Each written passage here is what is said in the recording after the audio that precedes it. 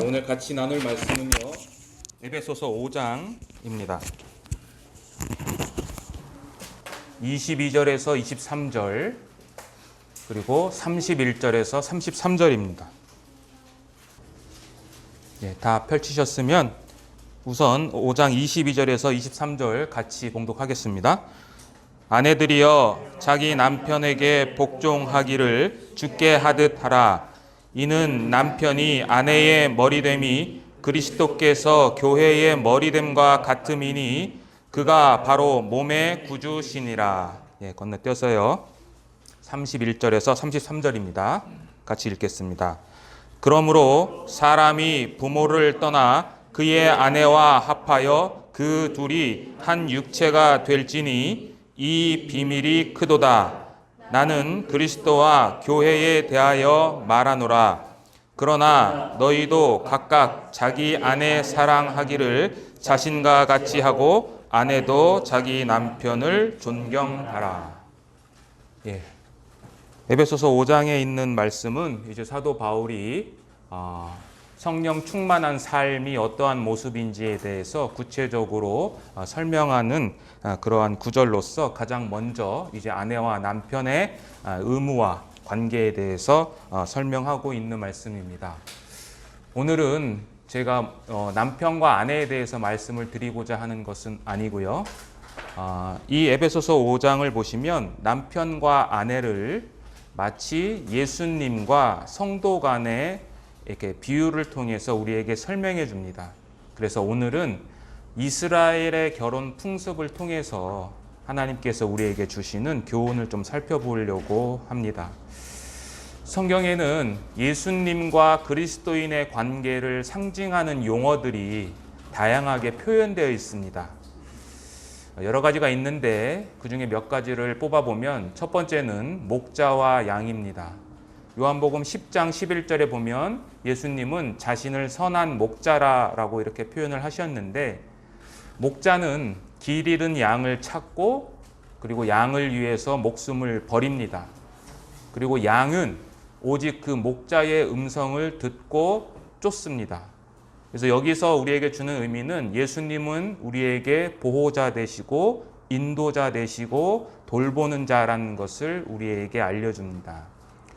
또 유명한 구절로는 요한복음 15장에 있는 포도나무와 가지의 비유입니다. 포도나무는 예수님이고 가지는 성도를 가르치죠. 그래서 영적 생명의 근원이 예수 그리스도에 있고 그 예수 그리스도에게 접붙임을 입혀진 자들만 오직 열매를 맺을 수 있다는 것을 우리에게 상기시켜 줍니다. 그리고 요한복음 15장에서의 열매는 사랑입니다. 예수 그리스도께서 우리에게 말씀하신 열매는 사랑이죠. 그리고 내 안에 거하라 라고 하는 것은 친밀감뿐만 아니라 지속적인 연합을 의미합니다. 그러니까 한 번 구원받은 사람은 계속해서 예수님과의 연결을 통해서 풍성한 은혜를 맛볼 수 있다는 것을 말합니다. 그리고 골로새서 3장 18절에는 예수님을 머리로 그리고 성도를 몸으로 표현합니다. 머리는 방향을 결정하고 몸은 서로 협력해서 머리의 뜻을 수행합니다. 이 비유는 몸과 머리가 분리될 수 없는 것처럼 성도와 그리스도 간에도 서로 분리될 수 없는 생명의 연합으로 되어 있고 그 연합을 통해서 통치, 다스림을 받는다라는 것을 우리에게 알려줍니다. 또 모퉁이 돌과 기초돌, 돌들이라는 것을 통해서도 이야기를 합니다. 기초가 예수님이고 그 기초를 바탕으로 해서 이제 성전이 점점 지어가는 그러한 것들로도 표현을 하고, 또 아버지와 자녀 그리고 왕과 백성이라는 비유를 통해서도 이 그리스도와 성도 간의 관계를 설명합니다. 오늘 읽으신 이 본문 에베소서 5장에 있는 말씀은 그러한 여러 가지 상징하는 용어들 중에 그리스도를 신랑이고 그리고 성도를 신부로 묘사하는 가장 대표적인 구절입니다. 신약 성경에는 이렇게 신랑과 신부로 묘사한 구절들이 여러 군데 있는데 대표적인 구절 한 군데만 찾아보겠습니다. 고린도 후서 11장입니다. 고린도후서 11장 2절입니다. 같이 읽어보겠습니다. 내가 하나님의 열심으로 너희를 위하여 열심을 내노니 내가 너희를 정결한 처녀로 한 남편인 그리스도께 드리려고 중매함이로다. 예, 됐습니다. 사도 바울은 고린도 교회 성도들과 그리고 예수님과의 사이에서 중매 역할을 하면서 너희들을 정결한 처녀로 그리스도께 드리기 위해서 있다라고 말씀을 합니다. 마태복음 9장에 가시면 세례 요한의 제자들이 이제 예수님의 제자들이 금식하지 않는 것을 보고 이상하게 여겨서 묻습니다. 왜 당신의 제자들은 금식하지 않습니까? 라고 물어봤을 때 예수님께서 하신 말씀이 있습니다. 그게 뭐냐면 예수님이 그 세례 요한의 제자들에게 혼인집 손님들이 신랑이 있을 때는 기뻐해야 된다. 금식할 수 없다라고 하는 거죠. 그럼 혼인집 손님은 누구를 가리키는 거냐면 제자들을 가리키는 거고 신랑은 예수님 자신을 가리킵니다. 그런데 예수님은 이렇게 말씀하셨습니다. 그러나 신랑을 빼앗길 날이 온다. 그때는 금식한다라고 그랬죠. 여기서 빼앗긴다라는 것은 예수님께서 이제 십자가에 처형당하는 그 사건을 암시하는 구절입니다.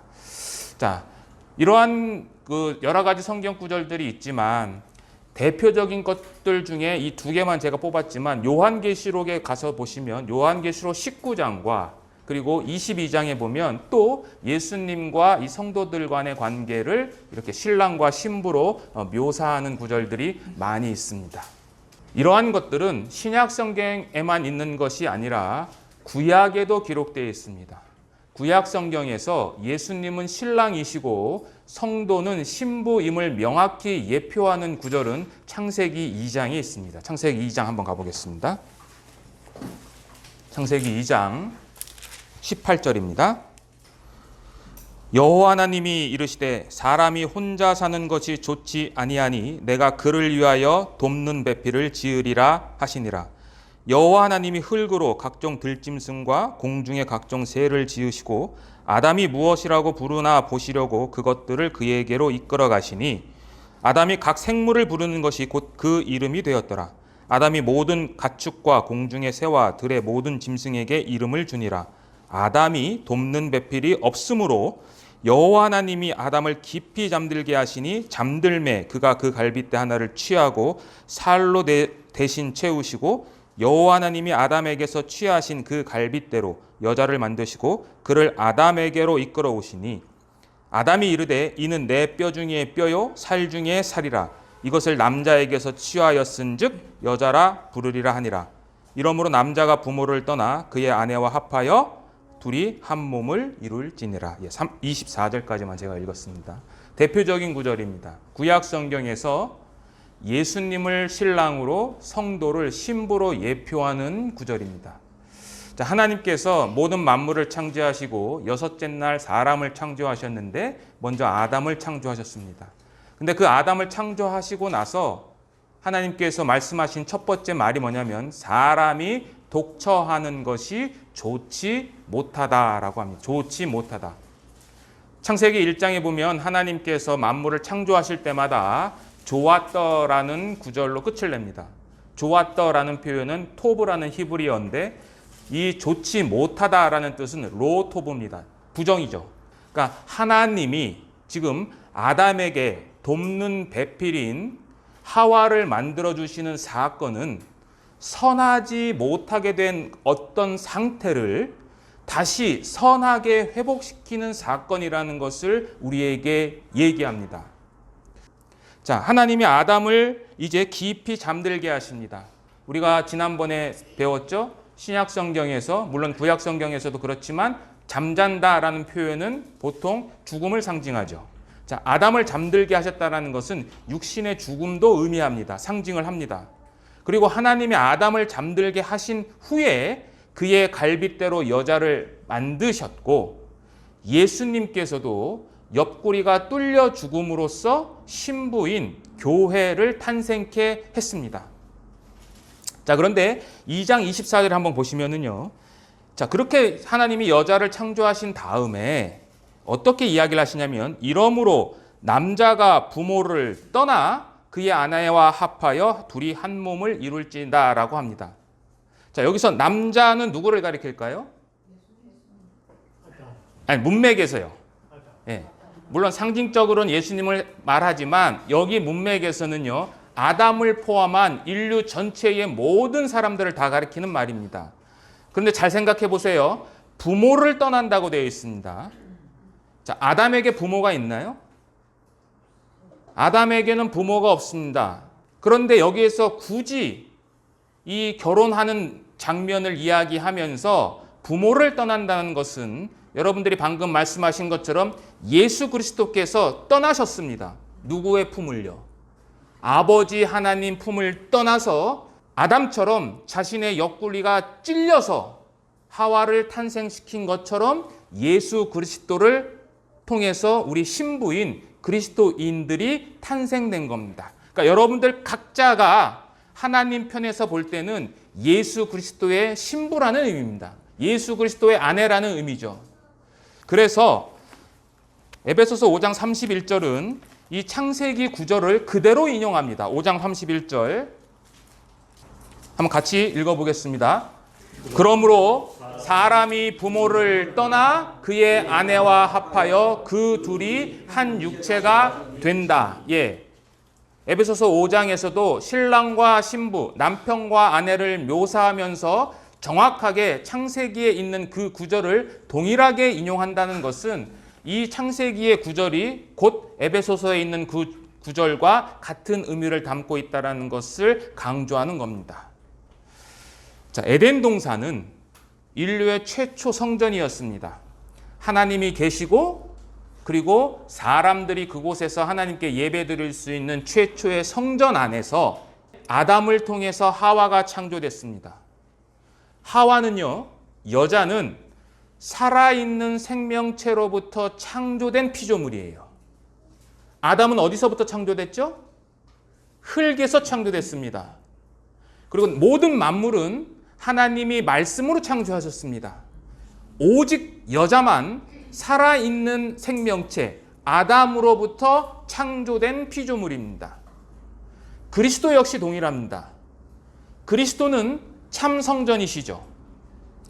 예수 그리스도는 참 성전인 동시에 예수님은 하나님 편에서 볼 때는 죽어 있는 자가 아니죠.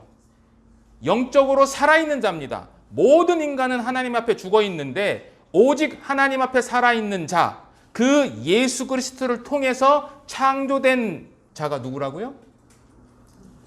여러분들과 저라고요. 우리는 살아있는 예수님에 의해서 창조된 정말 특별한 존재들입니다. 이러한 존재들이 어떻게 살아가야 되는가에 대해서 오늘은 유대인의 결혼 관습을 통해서 좀 살펴보려고 합니다. 자, 유대인들은 결혼을 할 때 정년기가 있습니다. 유대인들 남자는 13살이 되면 성인이 되고 여자는 12살이 되면 성인이 됩니다. 그래서 법적으로는 13세 이상이 되면 남자들은 결혼을 할 수 있었으나 가정을 부양할 준비를 해야 되기 때문에 보통은 18살에서 20살 사이에 결혼을 합니다. 그리고 20살 이상이 되도록 결혼하지 못한 사람은 하나님께 저주받은 자라고 랍비들은 가르쳤어요. 자, 여자들도 12세가 되면 이제 결혼을 할 수 있었기 때문에 보통 13살에 정혼을 하고, 약혼이죠. 정혼을 하고 약 1년 뒤에 이제 정식 결혼을 시작합니다.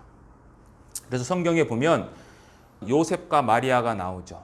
그 요셉과 마리아가 성경에는 정혼했다고 되어 있는데 마태복음 1장 19절을 보시면 그 정혼한 상태, 우리가 볼 때는 정식 결혼이 아닌데 마태복음 1장 19절에서는 요셉을 뭐라고 호칭하냐면 그의 남편이라고 말합니다.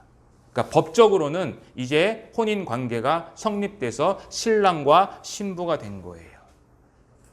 자, 이런 점에서 우리가 마리아를 잠깐 살펴보면 우리가 이제 지난 수요일 날 누가복음에 대해서 잠깐 배웠는데 마리아에게 이제 천사가 나타나서 네가 동정녀로서 잉태하게 될 것이다 라고 이야기를 하죠. 그럼 그때 마리아의 나이가 몇 살이라고요? 10대 초반인 거예요. 10대 초반. 그런데 마리아가 처음에는 믿지 못하다가 나중에는 그 말씀을 받아들이고 뭐라고 고백하죠? 주의 여종이니 말씀대로 내게 이루어질지이다. 그 고백은 어떤 고백이에요? 결혼한 상태고 결혼한 상태에서 임신을 하게 되면 아직 육체적인 관계를 맺지 않은 상태이기 때문에 사람들로부터 간음한 여자라고 별칭이 붙고 돌로 쳐 죽임을 당할 수 있는 그 상태에서 10대 초반밖에 되지 않은 마리아가 엄청난 신앙 고백을 한 거예요. 그러니까 우리가 이 마리아를 통해서도 많은 교훈을 받을 수 있는데 오늘은 그것이 논점이 아니기 때문에 넘어가겠습니다. 그래서 보통 그러한 결혼은 남자 여자가 서로 좋아해서 결혼을 하는 것이 아니라 우리처럼 양가 부모님들에 의해서 결정됩니다. 그리고 결정을 하게 되면 절차를 거쳐서 이제 혼인을 하게 됩니다. 자, 이러한 것들을 이제 구체적으로 좀 살펴보겠습니다. 결혼을 하기 위해서는요, 첫 번째 해야 할 일이 있습니다. 그게 뭐냐면 신랑 될 사람은요, 신부의 아버지에게 딸을 주는 대가로 지참금을 지불합니다. 이건 반드시 지불해야 됩니다. 모하르라는 히브리어 용어를 쓰는데 이 지참금의 종류는 사회적인 어떤 지위 또는 부유함 그리고 신부의 조건에 따라서 이 지참금의 그 조건은 다 다릅니다. 액수가 다 다른 거죠. 그런데 반드시 지불해야 됩니다. 지참금을 지불하지 않으면 결혼 자체가 성립이 안 돼요. 이렇게 지참금을 지불한 예가 구약 성경에 여러 군데 등장합니다. 여러분들이 아마 잘 아실 거예요. 아브라함이 자기 아들 이삭을 결혼시키기 위해서 그 종이었던 엘리에셀을 보내죠. 밧단 아람으로. 그 갔을 때 엘리에셀이 그 리브가의 오라버니 라반과 어머니에게 보물로 선물을 줍니다. 야곱도 라헬과 레아랑 결혼하기 위해서 지참금을 주죠. 뭘로 지참금을 대신합니까? 자기의 육체적인 노동을 통해서 14년 동안 그 대가를 지불함으로 말미암아 그녀들과 결혼할 수 있었습니다. 다윗도 마찬가지였죠. 다윗도 사울의 딸인 미갈과 결혼하기 위해서 사울이 블레셋 사람의 양피 100개를 요구하죠. 그럴 때 다윗은 200개를 갖다 바칩니다. 다윗이 잘할 수 있는, 다윗은 싸움을 잘했잖아요. 잘할 수 있는 것을 통해서 다윗을 죽이려고 했던 사울의 계략이 무너지는 그런 의미도 담고 있습니다. 자, 이렇게 지참금을 지불해야 하는 것처럼 예수님도 우리를 신부로 맞이하기 위해서 대가를 지불하셨습니다. 그 대가가 뭐냐? 빌립보서 2장 6절에서 8절입니다. 같이 읽겠습니다. 그는 근본 하나님의 본체시나 하나님과 동등됨을 취할 것으로 여기지 아니하시고 오히려 자기를 비워 종의 형체를 가지사 사람들과 같이 되셨고 사람의 모양으로 나타나사 자기를 낮추시고 죽기까지 복종하셨으니 곧 십자가에 죽으심이라. 예수님께서 우리를 신부로 맞이하기 위해서 치른 대가가 여기 크게 두 개입니다. 첫째는 낮아지심입니다. 낮아지심. 6절에 그는 근본 하나님의 본체시다라고 할 때 이 본체라는 뜻은 하나님의 본질이라는 뜻이에요. 하나님과 동일한 본질을 갖고 있다라는 뜻이고, 그 다음에 종의 형체를 가졌다라고 되어 있죠. 7절에. 그렇죠? 우리 성경에는 다르게 번역을 했는데 같은 헬라어 단어입니다. 그러니까 하나님의 본질이신 예수님이 우리를 위해서 사람의 본질로 변모하셨다라는 거예요. 완전한 낮아지심입니다. 그 낮아지심이 어디까지 더 내려가냐면 그 사람의 형체가 아니라 바울은 무슨 형체라고 그러죠? 하나님이 인간의 육신을 입고 오셔서 예수 그리스도에게 사람의 형체로 변했다라고 말할 수 있음에도 불구하고 바울은 사람의 형체가 아니라 어떤 형체라고 이야기합니까? 종의 형체라고 이야기를 하죠. 종이라는 단어를 써서 더 한 번 예수님의 낮아지심을 강조합니다. 이 종의 형체라는 것은 마가복음 10장 45절에 있는 말씀과도 같은 의미죠. 인자가 온 것은 섬김을 받으려 함이 아니라 도리어 섬기려 하고 자기 목숨을 많은 사람의 대속물로 주려 하기 위해서다라는 말씀과 같은 의미입니다. 본질적으로 하나님이신 그분이 인간이 되셨을 것뿐만 아니라 인간 중에서도 가장 신분이 낮은 노예의 형체를 갖고 오셨습니다. 그리고 사도 바울은 거기서 또 한 단계 깊게 내려갑니다. 그게 뭐냐면 죽기까지 복종하셨다라고 하는데, 어디를 통해서 죽게 되셨다고 그러죠? 십자가에 죽으셨다. 십자가는 여러분들 아시겠지만 그 당시에 유대인뿐만 아니라 헬라 사람들, 로마 사람들에게도 아주 경멸의 상징이었죠. 그러니까 이러한 것들을 통해서 사도 바울은 예수님의 낮아지심을 우리에게 강조합니다. 사람이 되셨고 종의 형체가 되셨고 그리고 십자가에 죽기까지 복종하셨다. 하나님이 죽었다라는 거예요. 역설적인 건데 누구 때문에 죽었다고요? 우리 때문에. 우리를 오늘 본문 말씀에 의하면 우리를 뭐 삼으시려고요? 신부 삼으시려고 지창금을 지불하신 것입니다. 자, 이렇게 지창금을 지불을 하면 그 신랑은 그 신부에 대한 독점적인 소유권을 주장할 수 있습니다. 그 누구도 그 신부를 데려갈 수가 없어요. 쉽게 얘기해서 그녀는 영원히 그 남자의 것이 됩니다. 우리도 예수님이 우리를 통해 십자가에 돌아가심으로 말미암아 우리를 신부 삼으셨으면 우리의 신부는 영원히 변하지 않습니다. 그 구절이 어디에 있습니까? 요한복음 10장 28절에 있죠. 내가 그들에게 영생을 주노니 영원히 멸망하지 않는다. 그리고 그들을 내 손에서 빼앗을 자가 없다라고 이야기를 하십니다. 자, 두 번째는 이제 그 신랑 될 사람은 신부의 대가를 지불한 후에 이제 포도주를 통해서 혼인 언약을 체결합니다.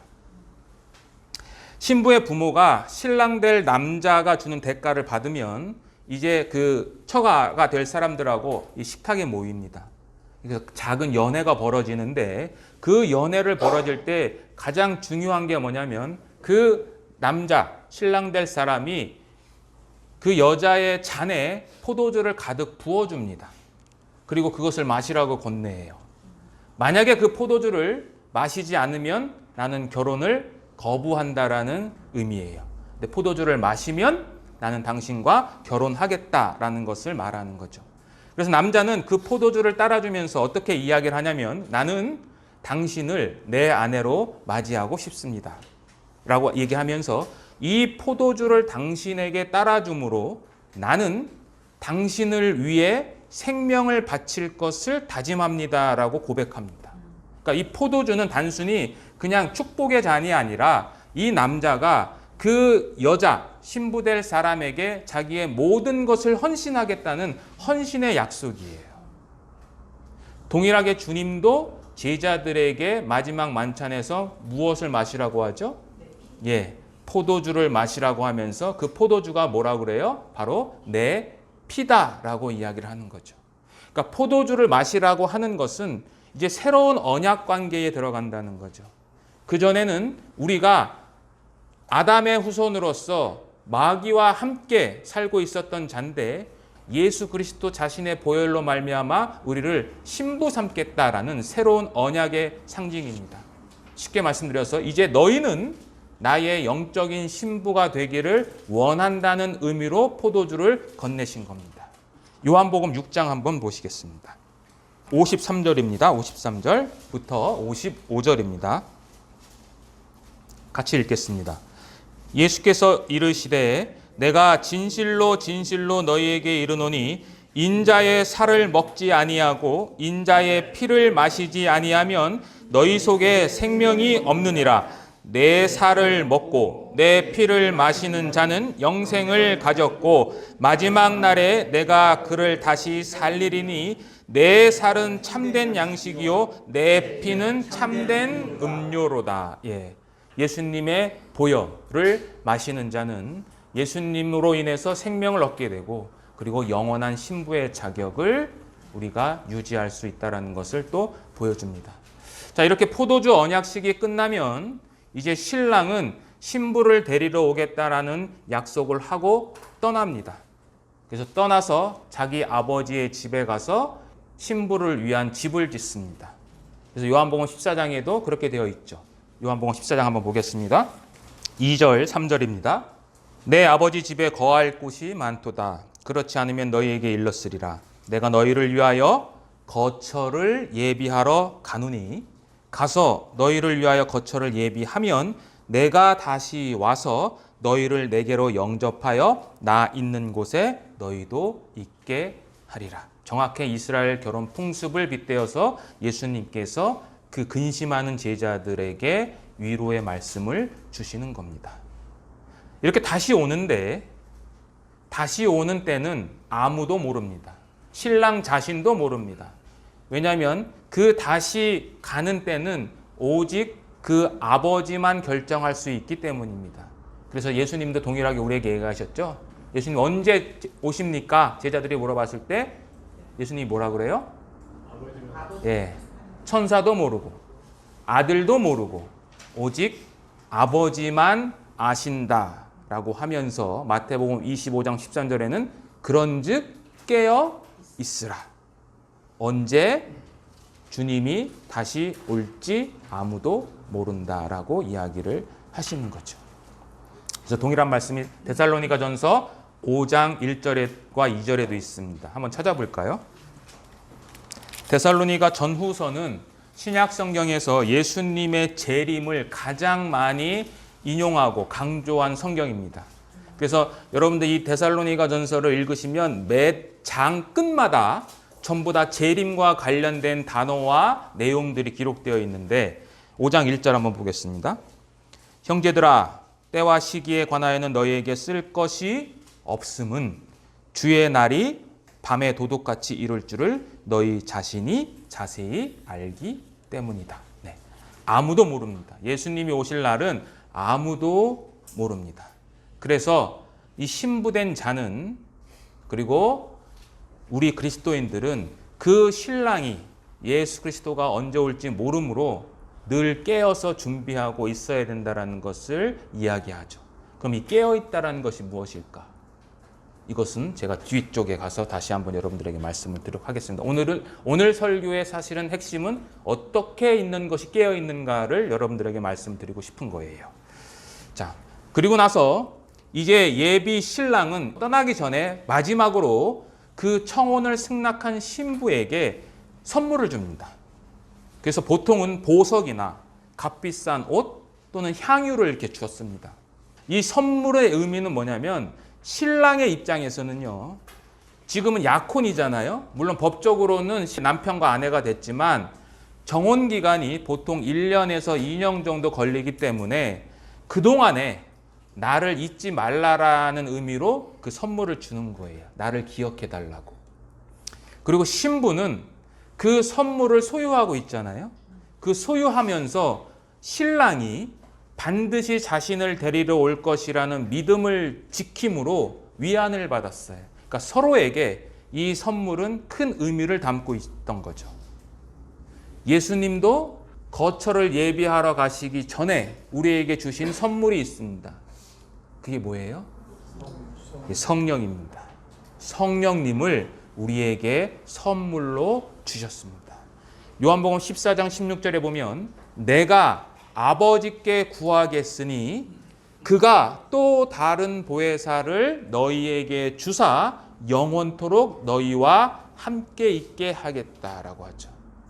그래서 신약 성경에는 많은 구절에서 우리 그리스도인들이 하나님의 성령을 소유하고 있다라는 표현들을 많이 하죠. 그래서 우리가 하나님의 성전이다라는 것들이 이제 기록되어 있습니다. 그래서 우리에게 선물로 주신 이 성령님은 예수님의 피로 맺은 약속의 증표고 성령은 단순히 능력이 아니라 사랑의 보증서죠.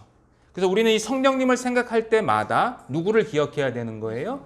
예수님을 기억해야 되는데 우리의 삶 가운데에서는 그러한 모습들이 많지 않다라는 거예요. 그죠? 살아가면서 예수님을 얼마나 생각하면서 살아가고 있을까? 제 자신부터 돌아보면 그렇지 못하라는 거죠. 잠깐, 어떨 때, 그때만 예수님을 생각하지 우리의 모든 사고 체계가 그 주님을 향한 마음으로 있지는 않다라는 거죠. 자, 이렇게 정혼 기간이 있습니다. 한 1년에서 2년 정도 있다고 말씀을 드렸는데 그 정혼 기간 동안에 신부가 해야 할 일이 있습니다. 크게 두 가지예요. 첫째는 당연한 거지만 순결을 지키는 겁니다. 정혼 기간을 1년 이상 잡는 것도 신부의 사랑을 확인하기 위한 하나의 방편이었어요. 그래서 율법에 의하면 약혼한 여자가 다른 남자와 육체적인 관계를 맺으면 돌로 쳐 죽임을 당했습니다. 이러한 이유로 이 유대인 결혼식 옛날에는요, 이 신랑과 신부가 그 결혼잔치에 온 하객들에게 순결을 증명하는 것을 보여주고, 그리고 어떤 신부는 그것을 평생 동안 간직하기도 했어요. 그만큼 그것이 중요하다는 거죠. 순결을 지키라는 것은 우리에게 어떤 의미냐? 여러분들 금방 아시겠죠. 하나님만을 사랑하라는 거죠. 우상 숭배하지 말고 하나님만 사랑하라라는 그런 의미를 담고 있습니다. 이거에 대해서는 제가 여러분들에게 더 강조하지 않겠습니다. 두 번째 준비하는 게 있어요. 순결 다음에. 그게 뭐냐면 결혼식 때 입을 세마포 옷을 준비합니다. 세마포 옷은 요한계시록 19장을 통해서 우리에게 더 큰 교훈을 줍니다. 요한계시록 19장 한번 가겠습니다. 자, 요한계시록 19장 7절에서 8절입니다. 같이 읽겠습니다. 우리가 즐거워하고 크게 기뻐하며 그에게 영광을 돌리세. 어린 양의 혼인 기약이 이르렀고 그의 아내가 자신을 준비하였으므로 그에게 빛나고 깨끗한 세마포 옷을 입도록 허락하셨으니 이 세마포 옷은 성도들의 옳은 행실이로다. 방금 읽은 이 말씀도 이 그리스도와 성도를 신랑과 신부로 예표하는 구절인데, 여기 보시면 이 신부가 흰 세마포 옷을 입는다라고 되어 있습니다. 6절은 하나님 통치에 대한 찬양하는 내용이고요. 방금 읽으신 7절은 그 찬양하는 두 가지 이유를 묘사하는 겁니다. 찬양하는 이유가 뭐냐? 첫 번째는 혼인 기약이 가까웠다라는 거고요. 두 번째는 혼인 잔치를 위해서 신부가 준비됐다는 겁니다. 신부가 준비됐어요. 여기 신부가 준비됐다고 했는데 신부가 스스로 준비했죠. 자, 성경 다시 보겠습니다. 7절에 보면 7절 맨 끝절에 보면 그의 아내가, 그렇죠? 자신을 어떻게 했어요? 준비했다라고 했어요. 자신을 준비했다라는 겁니다. 일반적으로 신부는 혼인잔치 때에 신랑에게 잘 보이기 위해서 자신을 가꾸고 하는 것은 일반 상식이죠. 그럼 이 본문에서 계시록에서 신부가 자신을 준비하라는 것은 어떠한 의미냐면, 이것은 첫 번째는요, 20장 4절 한번 가보세요.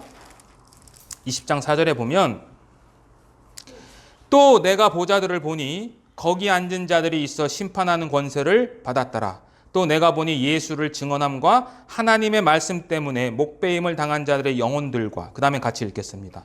또 짐승과 그의 우상에게 경배하지 아니하고 그들의 이마와 손에 그의 표를 받지 아니하는 자들이 살아서 그리스도와 더불어 천년 동안 왕노릇한다. 자신을 준비한 자들은 뭐냐? 이 문맥상에서는 짐승과 우상에게 절하지 않고 그 짐승의 표를 받지 않은 자들을 말합니다. 그리고 이것은 정확하게 계시록 14장 4절에서 5절에 나오는 14만 4천과 같은 삶을 살았던 자들입니다. 그럼 그들이 어떻게 살았는지 한번 보겠습니다. 계시록 14장 돌아가시면, 자, 14장 4절 5절입니다. 이 사람들은 여자와 더불어 더럽히지 아니하고 순결한 자라. 어린 양이 어디로 인도하든지 따라가는 자며 사람 가운데에서 속량함을 받아 처음 익은 열매로 하나님과 어린 양에게 속한 자들이니 그 입에 거짓말이 없고 흠이 없는 자들이더라. 여기 보면 이 14만 4천과 같은 삶을 살았던 자들의 특징이 네 가지입니다. 첫 번째는 여자와 더불어 더럽히지 않는 순결한 자, 첫 번째 순결한 자입니다. 두 번째는 예수님이 인도하든지 어디든지 따라가는 자입니다. 두 번째 따라가는 자. 세 번째 하나님과 어린 양에게 속한 자들입니다. 속한 자들. 그리고 마지막으로 거짓말이 없고 흠이 없는 자들입니다. 그런데 여기서 여자와 더불어 더럽히지 않았다라고 되어 있죠. 그렇죠? 그리고 순결한 자다라고 이렇게 표현이 되는데 직역을 하면 어떤 뜻이냐면 그들은 여자와 더불어 더럽히지 않았다. 왜냐하면 이들은 신부이기 때문이다라는 뜻이에요. 그 어린 양의 신부였기 때문에 그들이 더럽히지 않았다는 거죠. 여자와 더불어. 여기서 말하는 여자는 계시록 18장에 있는 바벨론의 음녀를 말합니다. 자, 어쨌든 이렇게 여자들이 그 신부될 사람이 준비하는 것이 세마포 옷인데 이 방금 읽으신 이 14장에도 세마포 옷과 관련된 내용들이 등장을 합니다. 19장 8절을 다시 보겠습니다. 그에게 빛나고 깨끗한 세마포 옷을 입도록 허락하셨다라고 그러죠. 그렇죠? 자, 세마포 옷을 지금 묘사하는데 어떠한 세마포 옷이라고 이야기를 합니까? 빛나고 깨끗한 세마포 옷이라고 이야기합니다. 계시록을 읽으시면은요, 세마포라는 단어가 총 4번밖에 나오지 않는데 2번은 바벨론 음녀를 묘사할 때 사용이 되고 한 번은 본문에서 사용되고 다른 한 번은 천사들을 묘사할 때 사용됩니다. 14절 보겠습니다. 19장 14절. 14절. 하늘에 있는 군대들이 희고 깨끗한 세마포 옷을 입고 백마를 타고 그를 따르더라. 자, 천사와 지금 신부인 그리스도인들이 입고 있는 옷이 둘 다 세마포 옷이라고 이야기를 합니다. 근데 그것을 묘사하는 단어가 달라요. 신부를 묘사하는 세마포 옷은 어떠한 옷이에요? 빛나고 깨끗한 세마포 옷이고요. 천사가 입었던 옷은 빛나는 옷이 아니라 희고 깨끗한 옷이죠. 예. 빛난다라는 것은 무엇을 상징하냐면 하나님의 영광과 광채를 상징합니다. 아담이 범죄하기 전에 옷을 입었을까요? 안 입었을까요? 안 입었습니다. 범죄하기 전에. 안 입었습니다. 예, 안 입었죠. 그런데 자기가 죄를 짓고 난 이후에 벌거벗은 것을 깨달았죠. 그렇다면 옷은 입지 않았지만 많은 학자들은 하나님의 영광의 빛으로 이 아담과 하와가 둘러싸여 있었다라고 말을 합니다. 범죄할 때 그 하나님의 영광과 빛이 사라져서 무화과 나무 잎으로 옷을 만들어서 입은 겁니다. 그 잃어버린 상태, 그 진짜 옷을 마지막 계시록에서는 하나님께서 신부들에게 이 빛나고 깨끗한 옷을 입도록 허락하셨어요. 허락하시지 않으면 입을 수가 없는데 은혜롭게도 하나님이 그것을 허락하셔서 잃어버린 아담의 상태를 다시 회복해 주셨다라는 것을 우리에게 말씀합니다. 그래서 세마포 옷은 이사야서 61장 10절에 보면 정확하게 우리에게 입혀진 구원의 옷, 예수님의 보혈로 말미암아 입혀진 그 옷을 상징하기도 합니다. 그래서 이 세마포 옷을 준비하셔야 됩니다.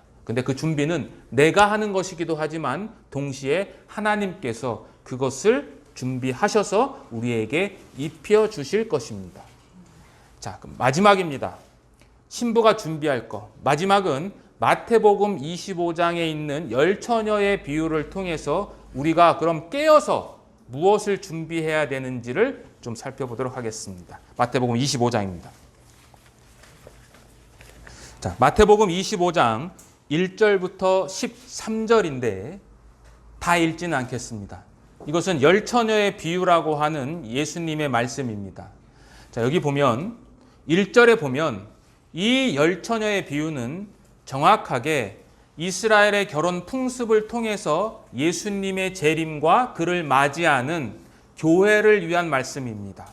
자, 1절에 보면 이 이야기는 천국이라는 이야기가 나오죠. 그죠? 천국. 천국은 하나님의 나라입니다.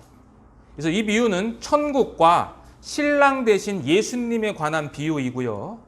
두 번째는 예수님의 초림과 재림 사이의 기간에 대한 비유예요. 자, 이스라엘의 결혼 풍습에서 정혼하고 결혼까지 1년에서 2년이라는 공백 기간이 있는 것처럼 예수님께서 초림하셔서 우리와 정혼하시고 다시 오실 때까지는 공백 기간이 있습니다. 자, 그런데 여기 열 처녀가 있습니다. 다섯 처녀는 슬기로운 자라고 불려지고 있고 나머지 다섯 처녀는 미련한 자라고 불려지고 있습니다. 자, 열 처녀는 진짜 성도들과 거짓 성도들이 혼합된 교회를 상징합니다. 그런데 여기에 보면 예리하신 분은 신부가 안 나온다라는 것을 말씀하시는 분도 계세요. 지금 제가 계속 신부가 뭐라고 그랬죠? 성도가 신부다라고 했는데 여기는 지금 신부가 등장하지 않아요. 그래서 이거는 교회에 관련된 것이 아니다라고 말씀을 하는데 그렇게 보시면 안 되고요. 비유라는 것은요, 한 개의 주요한 핵심을 전하는 거예요. 만약에 여기서 신부가 등장하지 않아서 이것이 교회가 아니다라고 그렇게 1대1로 매칭시키면 문제가 발생하는데, 예를 들면 지금 열 처녀 중에 미련한 자가 몇 명이에요? 5명. 슬기 있는 자는 5명. 그러면 교회 안에 구원받은 자가 50%고 구원받지 않은 자가 50%라는 의미 아니잖아요. 여기서 말씀하신 핵심, 이 비유의 핵심은 뭐냐면요, 그들 중에 일부가 준비되었다는 거예요. 준비가 됐다. 일부가요. 그래서 하나님의 백성들이 신랑 되시는 예수님을 만날 준비를 지금 어떻게 해야 하는지가 이 비유의 핵심이고 포커스예요. 그러니까 어떻게 준비를 해야 되는 거죠. 어떻게. 자, 이들이 이제 신랑을 맞으러 나갑니다. 거처가 다 마련되면 신랑이 신부 집으로 옵니다. 그때 신랑 들러리도 같이 와요. 그 신랑 들러리가 와서 이제 신랑이 도착했다라고 외칩니다. 그래서 데살로니가 전서에 보면 주께서 호령과 천사장의 나팔이라는 표현을 해서 성도들을 불러오는 것처럼 이제 그 신랑의 친구들이 나팔을 불면서 신랑이 왔다라고 외치면 신부의 들러리들이 등불을 가지고 맞이하러 나갑니다. 근데 여기서 나오는 등불은 이런 호롱불을 말하는 게 아니고요. 이 당시 유대 사회에는 등불이 두 종류가 있는데 하나는 실내용이 있고요. 하나는 외부용이 있습니다. 외부용은 쉽게 얘기해서 횃불이에요. 횃불. 그리고 이 횃불은 긴 막대기에 기름진 헝겊을 쌓아서 기름에 적셔가지고 이제 불을 피우는데 보통 한 15분 정도 태울 수 있다고 합니다. 자, 그래서 기름을 준비해야 되는 거예요. 자, 그런데 이들이 그렇게 등불을 들고 나갔는데 나가기 전에 5절에 보면 뭐라고 말하냐면 신랑이 더디 옴으로 다 어떻게 써요? 졸았다라고 돼요. 다 졸았다라고 하는 거죠. 그러니까 여기서 졸았다라는 것은 부정적인 의미가 아니에요. 왜? 슬기로운 자들도 지금 모두 잠을 잤기 때문이죠. 슬기로운 자와 미련한 자의 결정적인 차이는 뭐냐? 기름을 미리 준비했느냐, 안 했느냐, 거기에 있는 거죠. 그런데 여러분, 기름이 없다는 것은요, 기름이 없다는 것은 어떤 의미냐? 등불을 밝힐 수 있는 유일한 방법이에요. 그 유일한 방법을 이 미련한 처녀들은 등한시한 거예요. 횃불 드는 것은 좋아했을 수 있어요. 그런데 정작 필요한 기름에 대해서는 관심을 두지 않아요. 많은 사람들이 주님을 주로 고백하고 교회에 나가서 예배를 드리고 11조도 바치고 십계명도 지킨다고 하면서 정작 그 그리스도를 소유하고 있지 못한 상태가 너무나 많아요.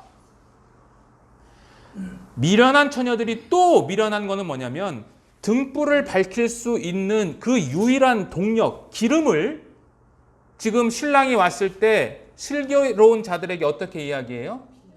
빌려달라고 하죠. 그것 좀 빌려달라.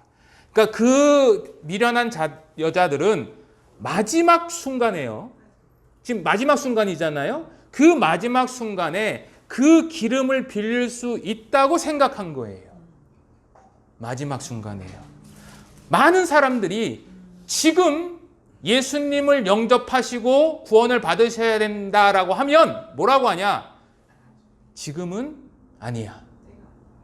마지막 순간에 조금만 더 있다가 믿을 수 있다라는 착각을 하는 거예요. 언제 예수님이 올지도 모르고요. 그 예수님이 왔을 때도 그 마지막 순간에 우리가 그 생명을 얻을 수 있다라는 보장을 어떻게 할 수 있겠냐는 거죠. 마지막 그 짧은 순간이잖아요. 이제 예수님이 오시면 끝이에요. 그 짧은 순간에 준비하기에는 너무 늦어요. 십자가에서 구원받은 강도를 일반적인 사례로 생각하시면 안 됩니다. 그건 특별한 사례예요. 보편적인 사례가 아니라는 거죠. 그런데 우리는 미룹니다. 왜요? 마지막 순간에 마치 내가 회개하면 구원을 얻을 수 있다라는 착각에 빠져 있기 때문인 거죠. 예수님이 아직 아버지 집에서 출발하시기 전에 여러분들이 기름을 준비해서 그 예수님을 맞을 준비를 하셔야 합니다. 그럼 기름이 뭘까? 어떤 사람들은 성령이라고 얘기하는 분도 있습니다. 물론 성령일 수도 있어요. 그러나 문맥적으로 본문상에서 성령일 의미는 조금 약화됩니다. 왜냐하면 지금 이 기름을 어떻게 하라고 그랬어요? 사라고 그랬죠. 성령을 돈으로 살 수 있나요? 성령을 돈으로 살려고 했다가 멸망한 자가 있죠. 예, 시몬 사도행전에 나오잖아요. 그래서 성령을 의미한다기보다는 저는 이 기름은 성도 각 사람 안에 있는 그들이 소유하고 있는 믿음과 생명이라고 생각했습니다. 물론 그 믿음과 생명은 예수께서 주신 성령으로 말미암아 우리에게 부어지는 거지만 성령 그 자체라고 볼 수는 없다고 생각했습니다. 그리고 또 한편으로는 그 믿음과 생명을 받은 자들이 묵묵히, 주님이 언제 올지는 모르지만 묵묵히 준비하는 신앙적인 성실함이라고도 볼 수 있습니다. 그러나 저는 믿음과 생명, 여러분들이 가지고 있어야 할 예수 그리스도에 의한 믿음, 예수 그리스도에 의한 생명을 기름으로 보는 것이 더 우리에게 유익하다고 생각합니다. 중요한 것은 기름이 뭐냐? 이것보다도 더 중요한 게 뭐냐면 그 기름을 슬기로운 자들에게 달라고 했을 때 슬기로운 자들에게서 어떤 말을 듣죠? 우리가 그 기름을 나눠줄 수 없으니 동네에 가서 사라라고 이야기하죠. 이게 핵심인 거죠. 기름은 나눠줄 수 없어요. 양도 양수가 안 돼요. 양도가 불가합니다. 여러분들 각 사람이 소유하고 있는 그 믿음과 생명은 그 누구도 서로 빌리거나 빌려줄 수 없습니다. 내가 구원받았다고 해서 내 자녀가 구원받는 것도 아니고 내 남편이 구원받았다고 해서 내가 구원받는 것도 아니에요. 그 믿음과 생명은 각자가 소유하고 있어야 됩니다. 어리석은 처녀들은 횃불은 있었죠. 외형은 있었으나 생명은 없습니다. 그 생명이 없는 자들에게 마지막 내려진 예수님의 말씀이 뭐예요? 내가 너희를 알지 못한다. 근데 성경을 보시면요, 이제 기름을 사가지고 온 자들이 예수님에게 뭐라고 부릅니까? 신랑이라고 안 부릅니다. 주여, 주여 몇 번 외쳐요? 2번 외칩니다. 친밀함을 강조하는 거예요. 주님, 주님. 그런데 신랑의 대답은 단호합니다. 내가 너희를 알지 못한다. 방주의 문이 닫혀진 것처럼 혼인집 잔치의 문은 닫힙니다. 그리고 다시는 열리지 않습니다. 두 번째 기회는 없습니다. 누구만 들어가냐? 누구만. 보시면 10절 보겠습니다. 10절. 누구만 들어가냐? 그 혼인집 잔치에 자, 10절 같이 한번 읽어보겠습니다. 그들이 살아간 사이에 신랑이 오므로 준비하였던 자들은 함께 혼인잔치에 들어가고, 예, 누가 들어가요? 예, 준비한 자들만. 누구와 함께요? 예, 예수님과 함께 들어갑니다. 준비됐습니까? 예수님이 지금 오셔도 여러분들이 들어갈 수 있는 그 기름이 여러분들 안에 있으셔야 합니다. 내일로 미룰 것이 아니라 지금 그 기름이 있는지 없는지를 살펴보시고 여러분들의 상태를 진단하셔야 됩니다. 기름이 없으면 어떻게 돼요? 준비하셔야죠. 내 스스로요? 예, 내 스스로도 중요합니다. 하나님의 은혜를 간구하셔야 됩니다.